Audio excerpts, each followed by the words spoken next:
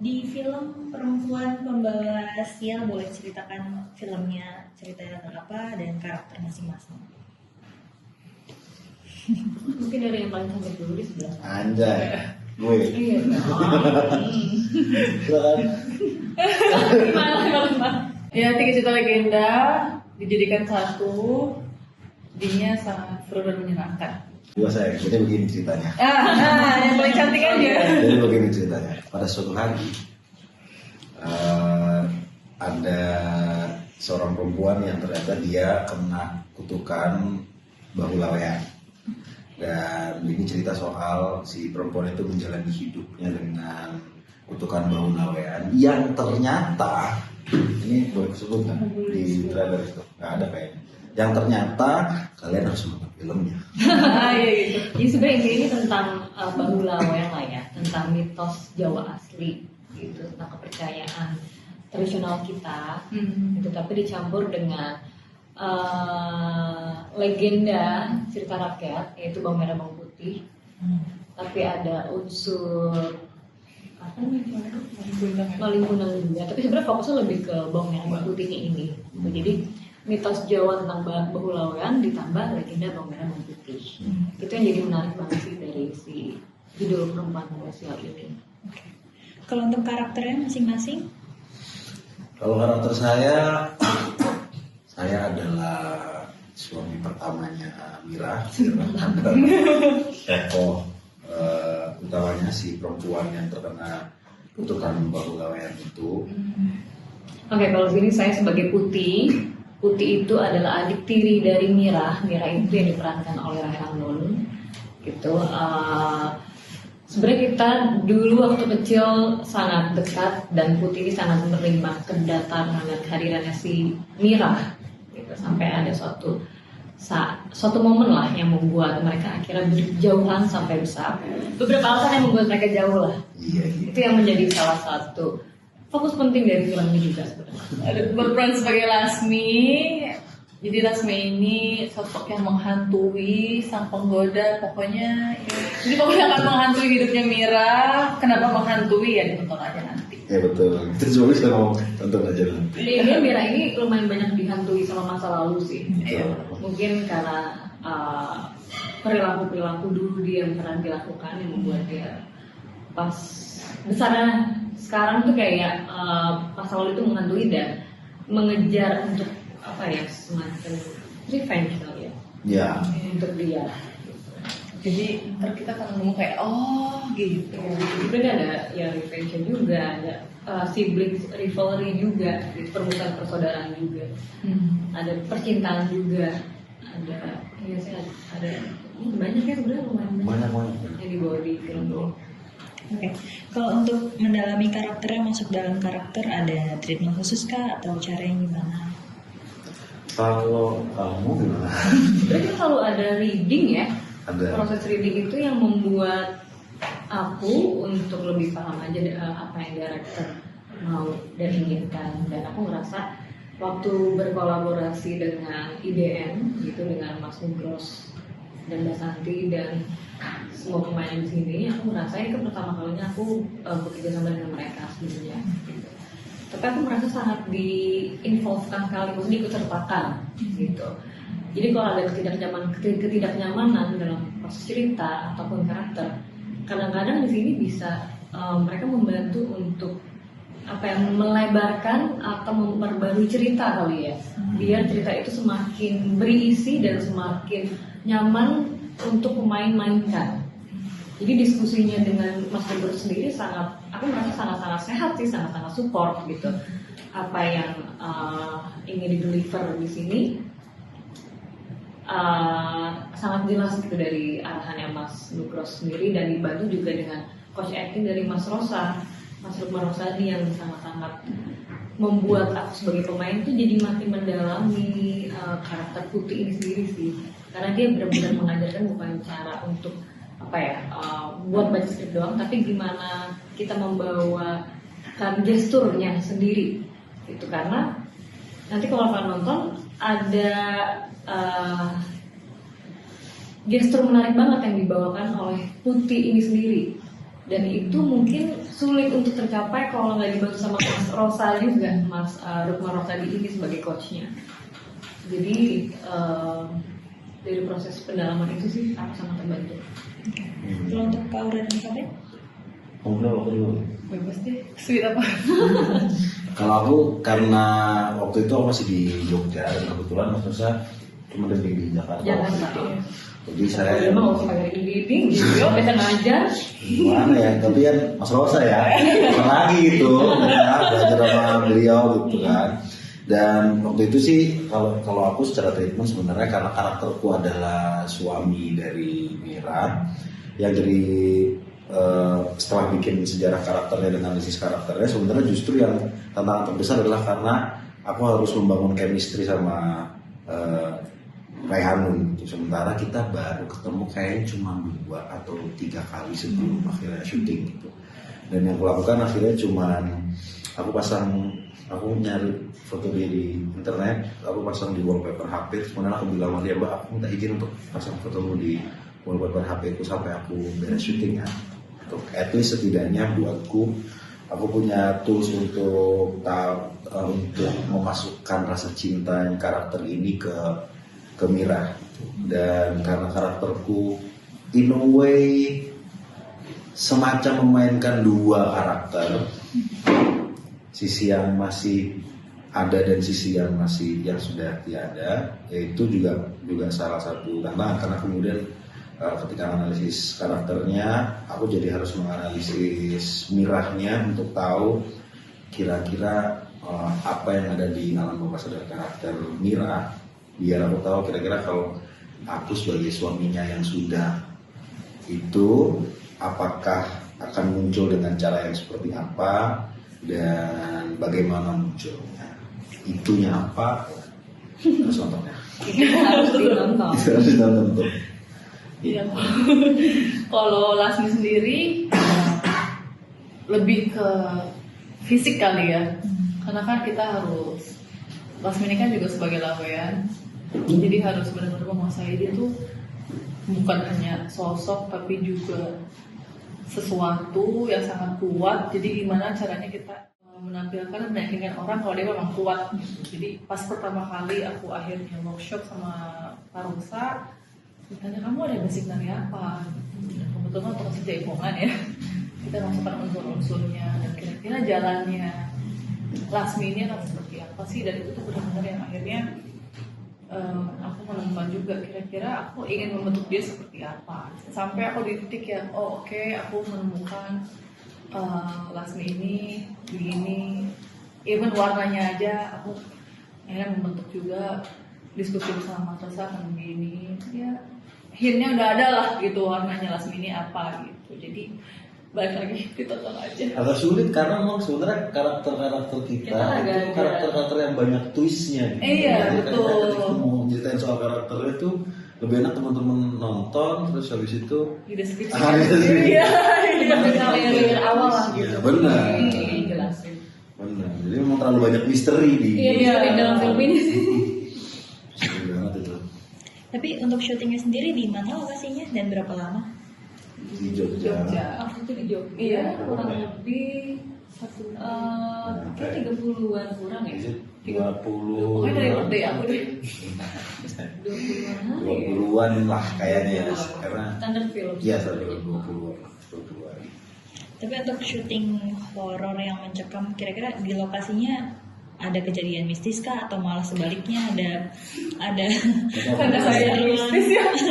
Karena kita aku dan dia ada satu hari di mana syutingnya cuma buat kita berdua. Iya. Yang di jalan itu. Itu kan kita syuting sampai pagi jam 6:30 guys. Sampai sampai terang deh. Sampai terang, sampai dari matahari nggak ada, terus ada lagi. Iya. Oh, Dan oke. dia kebetulan Yang peristiwa jadi penting itu ya? iya peristiwa penting itu, dan kemudian dia jadi orang pentingnya dan Iya. Satu-satunya hal horor kayaknya yang terjadi waktu itu adalah kita kedinginan ya. Karena setiap pagi. Jadi Kayaknya karena kecapean ya. iya, Iya, justru iya. ini kalau ada Mas Nugros selalu menarik ya. Justru yang mungkin mengalami pengalaman horor tuh bukan pengalaman horor ya, tapi agak aneh tuh Mas Nugrosnya. Karena Mas Iya. Nugros tuh sebenarnya takut banget sama Oh. film horor, jadi pas adegan kita. Aku tuh Oh, udah iya, punya diri iya. kayak ya Dia oke gini, pokoknya oke. dia gini, action, oke udah, oke kak, oke aman, itu mas dia Aku gak pernah nyampein ke monitor kak. Kenapa? Karena dia takut. takut, Takut sama kamu ya? Iya. dia film horor tapi takut sama Terlalu mistis ya? terlalu mistis. Tapi kalau pengalaman unik atau selama syutingan bareng-bareng cast lain, adakah? Aku tidak pernah ketemu kamu satu sih kan. Kita kayaknya nggak pernah ya. Itu sama Sama aku juga. Jadi kita main di film berbeda apa gimana sih? Kita beda ya? kita sarapan doang ketemunya. Iya, Sama nongkrong ya? sama nongkrong. Pengalaman unik apa ya? Kalau apa yang horor sih nggak ada ya untungnya ya. Aku juga penakut soalnya. Tapi kalau unik apa ya? Kalau aku mungkin karena kan ini syuting film pertama aku ya. Terus Lasmi kan berteman baik, kan udah jadi poster ya, Ya, sama oke. yang di sini tahu. Ya. Jadi di situ ceritanya memang aku tuh bosnya lah gitu. Oh. Jadi kadang ada rasa yang suka, duh yang maaf ya gitu. Tapi ya senang sih ngobrol, lebih tahu oh ternyata tuh hidup tuh begini. Jadi lebih apa ya, kayak aku tuh di encourage gitu. Ya. Senang sih, happy itu bukan unik ya. Jadi lebih sambil syuting sambil menggali ilmu tuh benar-benar menyenangkan sih. Oh kamu maraton yang di pabrik rambut ya? Enggak. Oh nggak ada juga ya? Itu ada pengalaman unik. Itu bukan pengalaman unik sih, karena jadi gini teman-teman, kalau teman-teman nonton filmnya Terlalu akan menyenangkan ada semacam Easter egg kecil gitu. Jadi ada momen-momen di mana Mas Nugros sengaja melakukan sesuatu pada satu scene itu dan memasang Easter egg itu. Jadi kalau kita nonton tuh, kalau kita nggak aware banget, kita merasa dia bagian dari set. Tapi kalau kita aware banget, ada sesuatu di situ. Oh, jadi Salah kayak satunya waktu pas, ditaruh iya, salah satunya waktu samping pas ya, di pabrik. rambut. Hmm. Paling itu kali ya. Sama ini waktu aku adegan kejar-kejar sama kamu waktu masih sore, lebih ke sama teman-teman kameramen karena biasanya kan kalau adegan lari either antara mereka pakai dolly track atau mereka juga lari kan. Iya. Nah ini mereka pakai segway ya guys. Oh Segway. iya. Jadi mereka kameramennya berdiri di segway gitu, terus megang kamera sambil jalan gitu. Dalam waktu gini kalau jatuh kameranya main gitu. Cara ininya ya, cara Berdebar ya aja. Oh, kacau. Udah gitu kan jalanannya kan bukan yang mulus. Bukan, jadi gini kan jalannya, Iya. gitu naik gitu doi. Wah gila sih. Itu sih itu oke lah. Itu kematangan mental ya namanya. Mungkin kalau buat aku katanya baru juga gitu ya. Kalau pengalaman unik gitu ya. Aku sebenarnya merasakan ajarannya Mas Rosa gitu. Gimana kita bisa menemukan karakter itu, membentuk karakter itu menurut aku lumayan unik karena dia ngajarinnya itu lewat dengan cara jalan. Jadi kayak gimana seorang pemain itu bisa menemukan karakternya lewat cara jalannya. Jadi tuh pas kita workshop, kita lumayan banyak disuruh bolak-balik gitu mondar-mandir untuk menyadari cara jalan aku, Clara gitu sebenarnya seperti apa sih. Habis itu dari cara jalan itu coba rasain deh dengan jalan seperti itu kamu tuh menemukan karakter kamu sebenarnya seperti apa. Akhirnya ternyata jadi makin aware sama diri sendiri. Ternyata tuh aku kalau jalan itu agak miring sebelah ya bahunya atau kayak ternyata aku tuh nampaknya nggak semua tapak ya di kaki yang nempel atau kayak ternyata aku cenderung jalannya cepet ya. Itu akhirnya membuat aku mengambil kesimpulan bahwa aku tipenya ternyata orangnya kayak gini. Nah setelah menyadari cara jalan pribadi aku Kak Clara gitu ya, akhirnya kita disuruh merasakan dan menemukan cara jalannya si karakter, contohnya karakter putih gitu. Nah dari situ akhirnya bisa kemana-mana tuh, akhirnya terbentuklah si karakter putih itu secara jalannya seperti itu dengan karakter seperti ini karena dia memiliki background yang kelam yang seperti ini gitu. Jadi itu menurut aku salah satu pengalaman unik dan pembelajaran baru buat aku sih di film ini dari Mas Rosa. Berarti dari perjalanan karir Ella sebagai aktris baru ini ya dikasih tahu dengan metode ini. Metode ini kayak menurut aku metode baru karena nggak semua orang itu kan mempunyai metode yang sama ya. Semua ajaran itu punya metode masing-masing dan semua pemain itu juga punya metodenya masing-masing juga. Jadi ini pengalaman unik dan baru dan pembelajaran baru sih menurut aku. Oke. Untuk syuting horor kan biasanya intens dan apalagi tadi ada dari matahari ada nggak ada lagi. Itu jaga mood dan energinya gimana sih tiap main? Kalau aku jaga mood dan yang lebih Cukup ke kopi, jaga kopi. Indomie sama Nah, Tolak angin. kopi kan enak ya. Saya kan nggak kopi ya. Jadi saya biasanya pakai tolak angin. Sebut ini ya. Tolak angin nanti saya Hebat, itu disebut pip itu dicampur sama air es. Atau kalau enggak air hangat. Biasanya Air kalau hangat, biasanya teh hangat ya. Nah, teh juga bisa. Jadi suka. Tapi biasanya itu teh hangat, air hangat atau air es. Nah, dan kalau misalnya waktu kita syuting yang sampai pagi ketemu pagi itu, karena memang aku belajar pernafasan, jadi Breathworks ya. jadi ketika udah di atas jam 12 tuh, kalau aku kuncinya 2, air gula sama sama pernafasan. Jadi sambil duduk sambil ngelakuin pernapasan. Menarik nih karena gue pengen tahu juga. Semacam reiki dan kundalini gitu lah. Jadi ada satu bentuk pernapasan yang sambil duduk aja kita ngelakuinnya. Terus aku pegang jempol kayak gini, tarik nafas, tahan selama mungkin, terus dilepas pelan, dilakukan 15 menit sampai benar agak keluar keringatnya dan energi udah langsung kekumpul lagi. Kalau aku gitu menjaga energi dan moodnya. Kalau mood lebih ke karena ada mas-masan di sana, jadi kalau udah kayak gini aku ke mas-masannya. Mas, ayah sih. Ya sebenarnya banyak cara ya. Kalau kadang-kadang sih pemain suka ada nunggu scene berikutnya gitu ya. Kadang-kadang kalau aku menggunakan dengan cara power nap aja. Kalau bisa tidur gitu, kayak power nap aja, cuma sebentar. Habis itu udah kayak back in the mood dengan cara yang ngobrol sama sekitar, ngobrol sama director, ngobrol sama pemain, terus fokus lagi mungkin membaca skrip lagi gitu, biar nggak terlalu moodnya hilang, tapi energinya terjaga juga. Ya, jadi menyenangkan sih. Jadi kayak aku nggak berasa kerja banget gitu. Karena menunggunya juga fun di sana, happy gitu. Terus ada mie instan kan, jadi ya udahlah. Boleh dua lagi ini Sebuah mood booster ya. Keselamatan itu. Tapi kalau scene paling horor yang ada di film ini kira-kira dari kacamata pemain tuh yang mana dan Simple horror. yang paling bikin ngeri gitu. Kalau kita sebut akan sangat spoiler sih Oh, gitu. gitu. Jadi mungkin bukan scene paling horror kali ya. Oh iya. Karena sebenarnya aku ngerasa nuansa film ini dibuat tegang dari awal gitu. Mungkin ada beberapa jump scare Ya. gitu. Tapi karena situasinya dari awal udah dibuat mencekam dan menegangkan, kayaknya kalau tiba-tiba ada jump scare dikit udah kaget ya.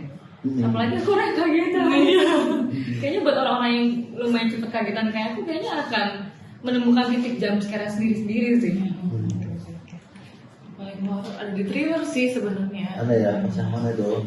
Yang sama Mas Yang sama sama Eyang. Oh. Yang di rumah itu mungkin karena suasananya juga horor ya.